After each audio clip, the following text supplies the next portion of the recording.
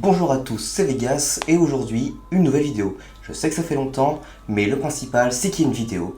Et comme vous l'avez vu dans le titre, je vais vous dire pourquoi Doomsday ne sera pas un Time Lord Victorious 2. If you see the doctor, tell them I'm on my way.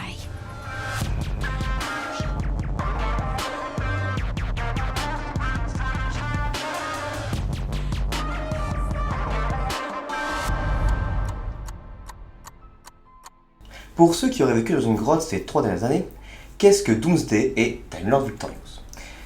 Ces deux séries sont des séries spin-off de Doctor Who multimédia. Par multimédia, j'entends que l'histoire est partie sur différents médiums appartenant à différentes entreprises, notamment la BBC, Big Finish et Titan Comics. La différence entre ces deux séries est que Time Lord Victorious, nous suivons le 10e Docteur après qu'il soit devenu le Seigneur du Temps victorieux à la fin de The Waters of Mars, c'est-à-dire après qu'il ait décidé que plus aucun de ses amis n'allait mourir. Là où Doomsday, nous suivons un personnage totalement inédit du nom de Doom et qui n'a plus que 24 heures à vivre et qui doit partir à la recherche du Docteur pour essayer de s'en sortir car, selon elle, lui seul va pouvoir l'aider. Si vous vous rappelez, Time Lord Victorious avait lassé plein de gens et était un bordel sans nom, narrativement parlant. Et on peut comprendre qu'une série, dans la même veine, puisse laisser de marbre et laisser une certaine appréhension à son histoire. Cependant, comme je l'ai dit, Doomsday ne sera pas un Time Lord Victorious 2.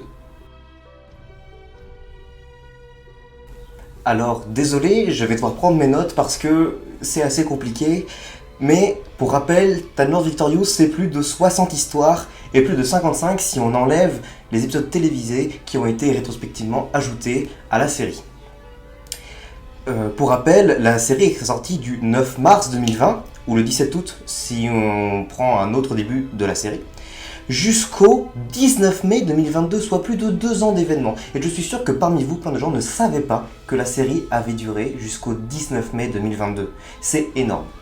De plus, les histoires de la série sont sorties dans le désordre et avec plusieurs trames scénaristiques possibles, plusieurs fois, selon qui on suit. Brian, le 10e Docteur, le 9e, le 8e, le Dalek, etc. On peut donc comprendre que c'était compliqué de se repérer dans tout ça, et d'ailleurs, même la BBC ne sait pas, n'a pas su, et je pense que n'arrivera jamais à savoir l'ordre exact, à moins qu'ils regardent, les fans et ce qu'ils ont fait, notamment on peut voir plusieurs chemins faits par les fans. Je pense vraiment que Time Lord Victorious était un projet beaucoup trop ambitieux et bien mal géré en voulant faire dans l'originalité. Mais promis, une vidéo consacrée arrivera bientôt. Avec du retard, mais bientôt.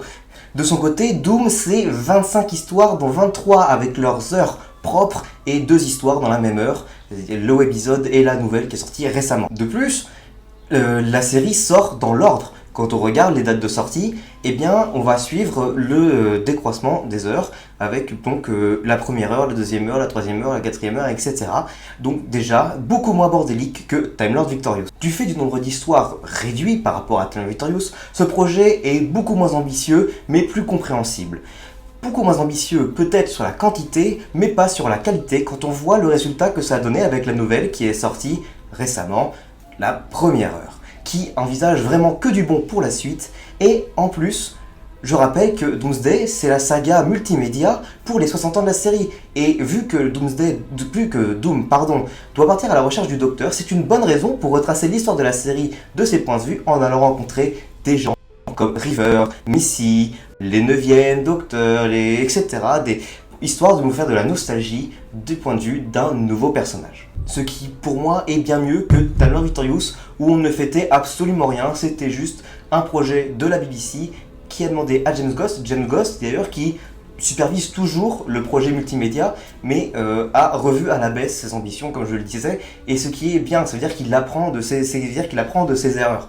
Et c'est vraiment, pour moi, quelque chose qui montre que les critiques peuvent marcher, et marchent notamment dans Doctor Who et dans son univers étendu.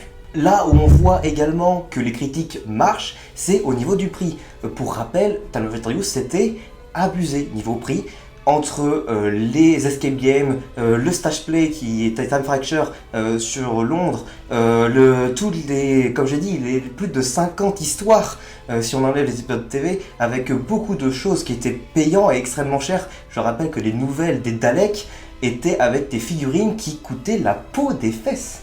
Ici, avec Doomsday, c'est 25 histoires, dont plusieurs gratuites. Ce qui n'est pas gratuit, c'est le roman, les comics, les audios, mais on s'en sort pour moins de 80 € sans les frais de port. Là où Time Lord Victorious, c'était un peu moins de 200 €, quasiment 200 € sans frais de port. Et c'était une critique régulière de Time Lord Victorious et qu'on a fait, que j'étais pas seul à faire, que plein de gens ont fait, et vraiment on nous a écoutés. C'est ça qui est bien, et malgré la vie qui a augmenté, je rappelle qu'on est en pleine vague d'inflation, notamment ici en France, ça fait vraiment plaisir de pouvoir avoir un événement multimédia accessible en France, bon, relativement parlant, parce que Doctor Who Magazine, encore une fois, c'est compliqué de l'avoir en France, mais relativement parlant, c'est quelque chose de beaucoup plus accessible que Time Lord Victorious, et en plus, c'est sur l'année. Doomsday, ça a commencé le 20 mars 2023 et ça va se terminer en septembre 2023. Déjà sur une année. Sur une année, c'est beaucoup plus accessible que sur plus de 2 ans comme Time Victorious. Donc vraiment, je vous le dis, je vous le répète, Doomsday ne sera pas un Time Victorious 2, mais sera bien meilleur, sera bien mieux, et j'ai très hâte d'avoir la suite, de voir la fin, et de pouvoir dire un jour, j'étais présent. Au revoir.